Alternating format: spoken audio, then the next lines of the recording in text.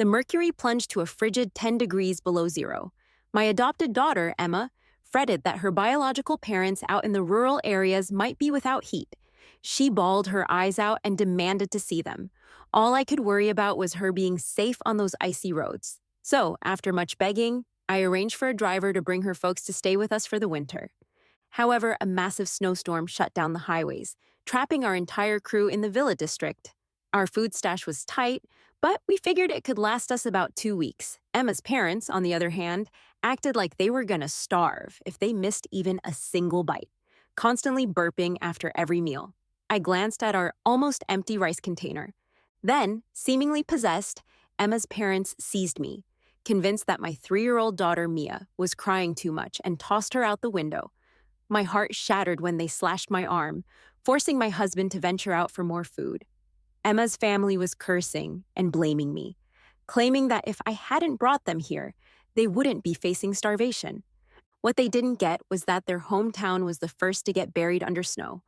Afraid I'd get hurt again, my husband looked back with teary eyes, grabbed his coat, and set out. I watched through the large window. He didn't get far before collapsing and getting buried in the snow. Emma's parents were ranting about bad luck. Despite remembering how I'd taken care of her, Emma still locked me in the storage room, deciding I'd starve instead. That night, I ignited a fire, bringing us all down together. When I opened my eyes, it was the day the temperature first plummeted. Emma was rushing, saying she had to check on her biological parents in the countryside. I quickly helped her with her jacket and remarked on how filial she was. "Hurry up and go, no need to rush back." "Mom, it's freezing out here. My birth parents are still without heat, and I'm super worried. I need to check on them and bring some stuff to help them out." As I opened my eyes, I saw Emma stuffing pricey supplements into a suitcase and realized I'd been reliving that cold day. Dizzy from the lingering pain of my past life, where everything was lost, I collapsed onto the couch. Emma pouted and glared at me. "Mom, what are you doing? Where did you hide your bird's nest and cordyceps? I need to take them to my birth parents. They've never had anything this nice." I clenched my fists, nails digging into my skin, trying to fight the urge to choke her. "When you were just a month old, your real parents left you in a trash bin at our doorstep wrapped in a thin blanket. Do those cold-hearted parents deserve your loyalty?" Emma scoffed. "Well, Mom, I know you raised me all these years, and you're scared I'll ditch you for my birth parents and leave you alone when you're old. Don't worry, I won't do that, so no need to cause drama between us." Sensing my frustration, Emma moved closer and hooked her arm around mine, just like she did when she hurt me before. "Mom, if I'm so loyal to the parents who never raised me, how could I ever treat you and Dad any worse? Don't sweat it, we're family. It's freezing out there, and the countryside is lacking everything. I'm really scared they're not doing well." "We've got plenty here, right, Mom?" I stood up abruptly and casually freed my arm from her grip. "Good kid, you're right. I'll go grab more goodies from the basement so you can take them along." Emma looked satisfied, trying to follow, but I gently pushed her back onto the sofa. "There's so much dust down there. You stay here."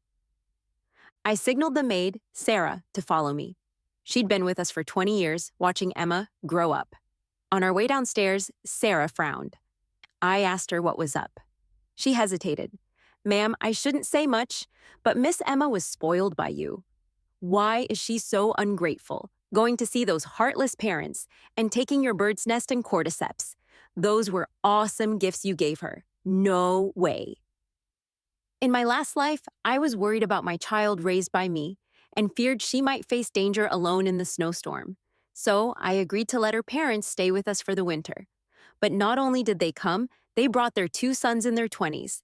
As soon as they arrived, the temperature plummeted even more, making travel impossible. Before the roads froze completely, all the security in the villa complex went home.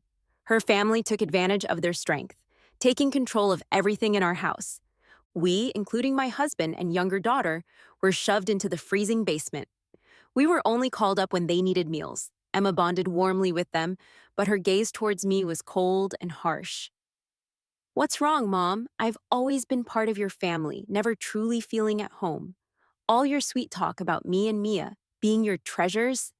Lies. I knew you'd leave everything to them, and I was just your plaything." Now that my real parents are here, it's your turn to be the puppet. I was furious and helpless. My husband, a gentle and scholarly professor, couldn't stand up to them. Watching Emma say those words nearly made me faint. Initially, the food lasted, but once supplies ran low and the cold showed no signs of easing, the family went berserk, killing my younger daughter and stabbing me. They forced my husband out to search for food. I was held back, watching him fall into the snow, my heart breaking. Eventually, unnoticed, I set everything on fire, reducing us all to ashes. This time, I wasn't gonna let them take advantage. I'll protect my family and get us through this winter safely. Right then, Sarah looked sorrowful, as if she'd lost her own family. I smiled. Don't worry, Sarah. I won't waste things on ungrateful people. Sarah's anger turned to relief, her eyes shining. In the basement, Sarah and I cautiously unpacked all the fancy supplements, carefully extracting the contents. We then sealed the empty boxes and carried a bunch of them to Emma. She saw us and lit up with a big smile. Mom, you're awesome. Thanks for my folks back in the countryside. I smiled slightly, borrowing Emma's coat from Sarah to drape over her. Hurry and take this. Go visit your parents. If you don't leave soon, it's gonna get dark. Emma hesitated. The countryside is so far. How am I supposed to get there? I mirrored her hesitation. Emma, you haven't figured that out yet? I saw you packing and thought you had it all planned. Emma looked a bit embarrassed. Well then, let Uncle the driver take our biggest car and drive me there. I shook my head. The driver has family stuff. He already asked for leave. Actually, he didn't. After I came back to life, I decided to give everyone at home, except Sarah, a bonus. I then gave them time off and reminded them to stock up on food.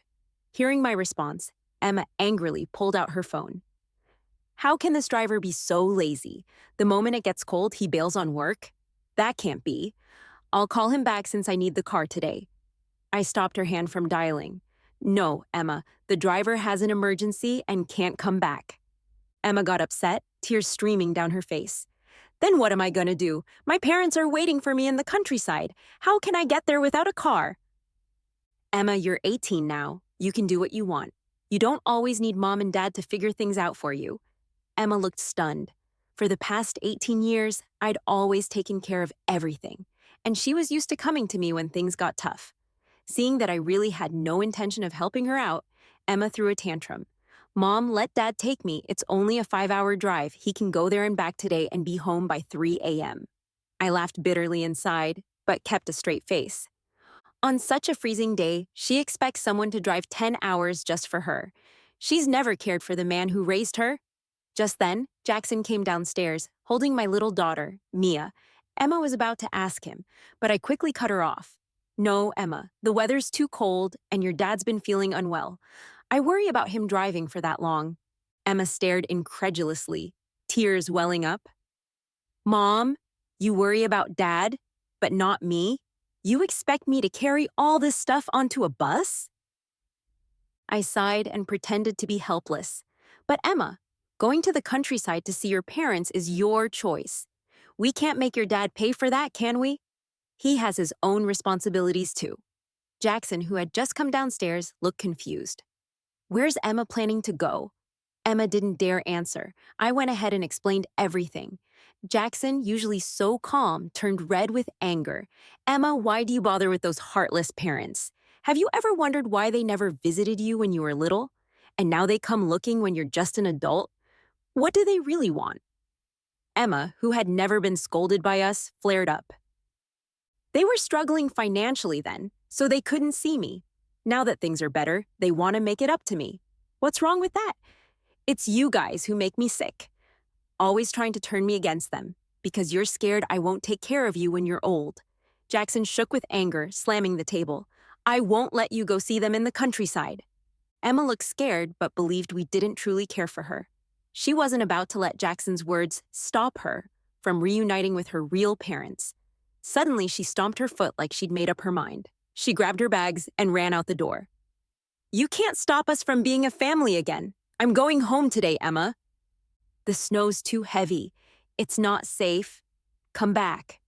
Watching Emma's silhouette disappear into the distance, Jackson grabbed his coat, ready to chase after her. I held him back. Let her go. Jackson looked at me, bewildered. Honey, what's wrong? Emma is the child we've raised since birth. If something happens to her in this blizzard, what then?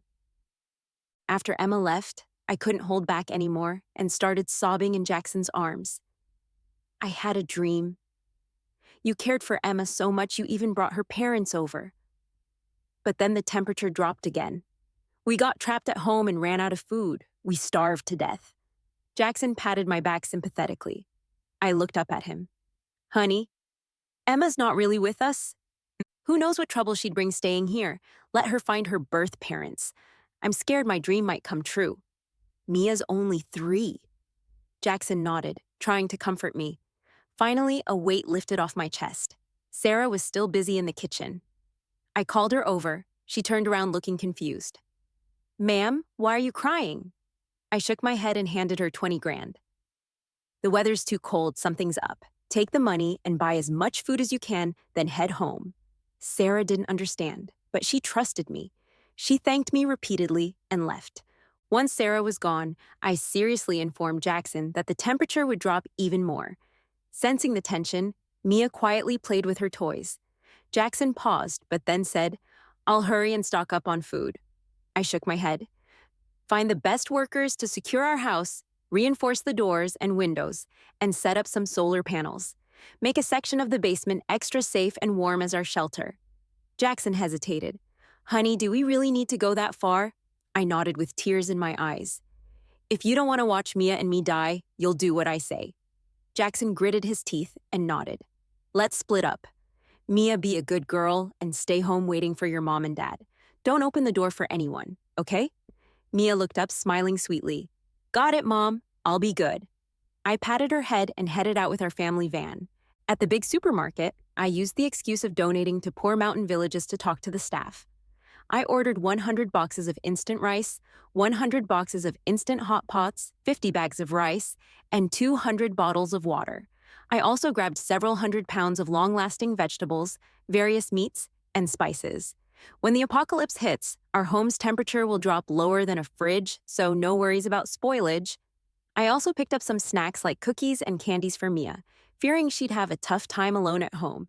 Then tissues, sanitary pads, shampoo, and body wash.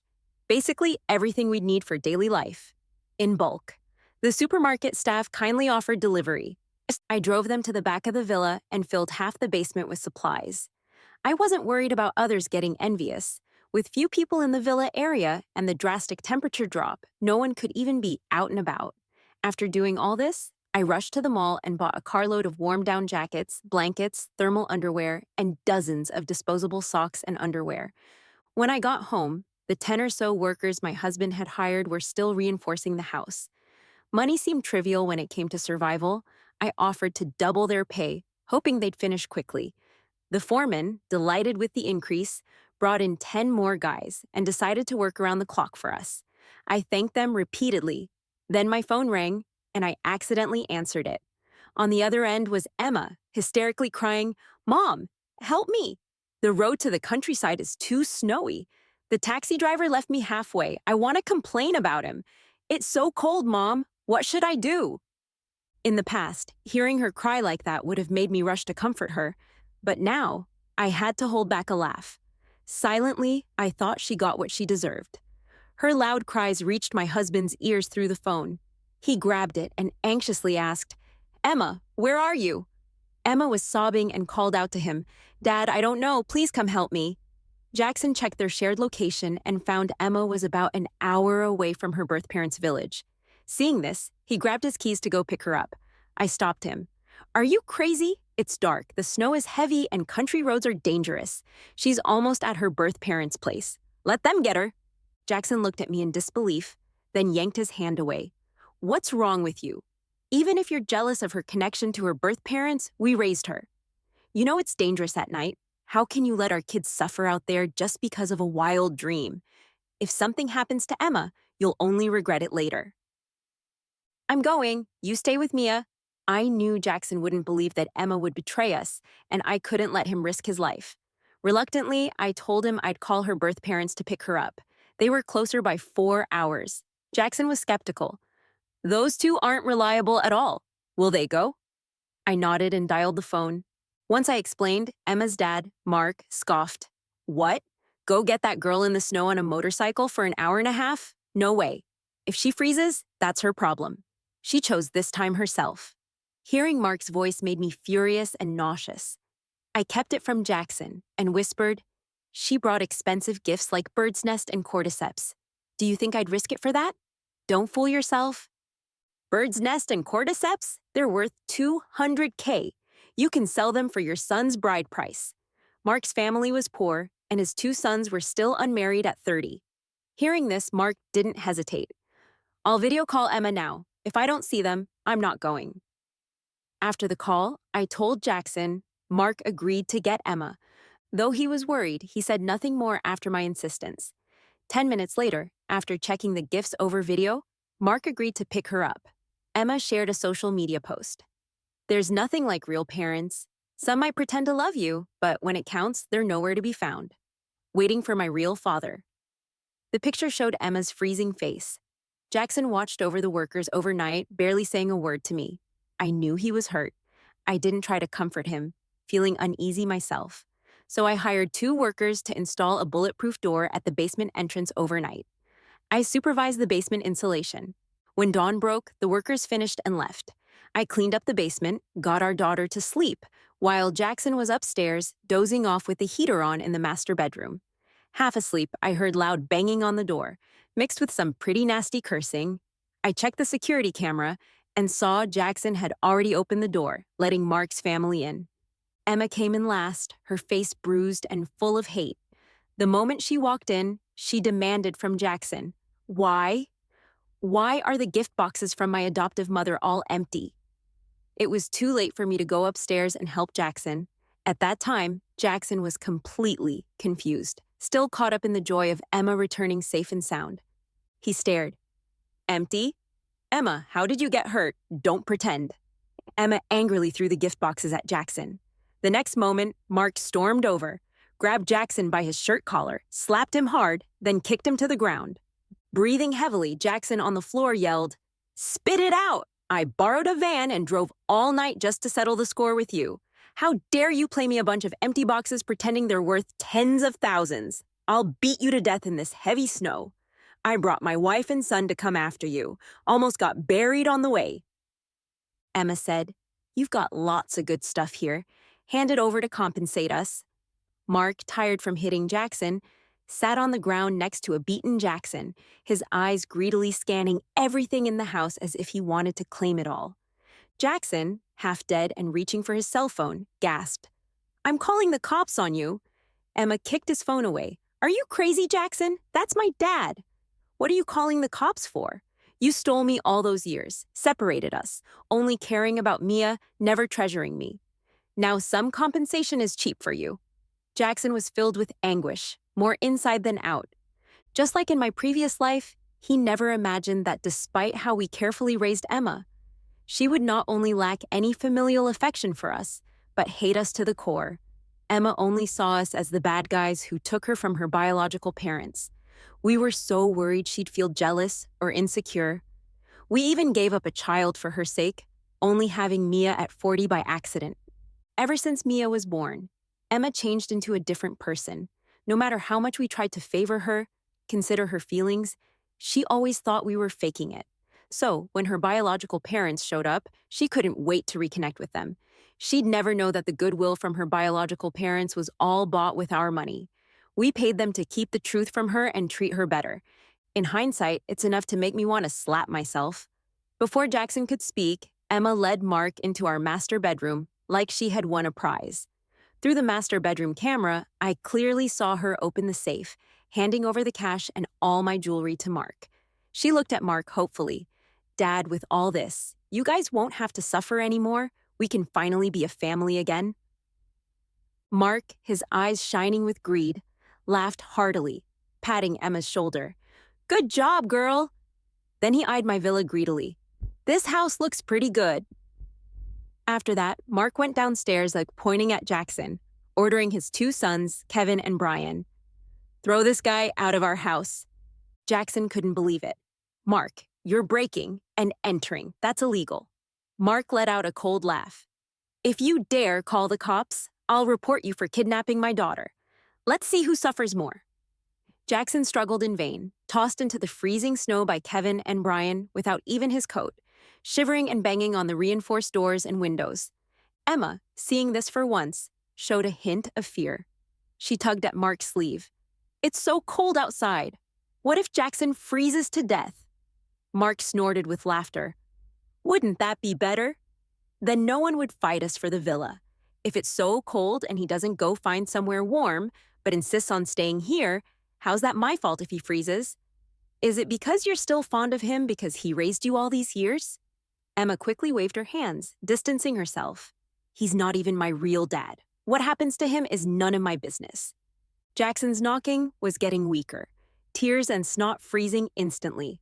I knew he couldn't last much longer, so I risked getting caught to sneak out from the basement's back door to rescue him. Telling my daughter to stay quiet, I wrapped myself in the thickest downcoat and stepped outside into the snowstorm. What was usually a 20-meter walk took me ages. I finally saw Jackson, half buried in snow outside the door. I hid in a corner, throwing small stones I had prepared at him.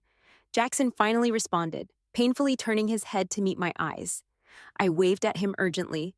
Quietly approaching, he half spoke, half scolded. Why did you come up? I sighed, seeing his frostbitten face. Stop talking, let's go. I led Jackson back to the basement, locking the door securely. That door was reinforced too, no way to open it from the outside, and soon enough the snow would block it too, so we were safe.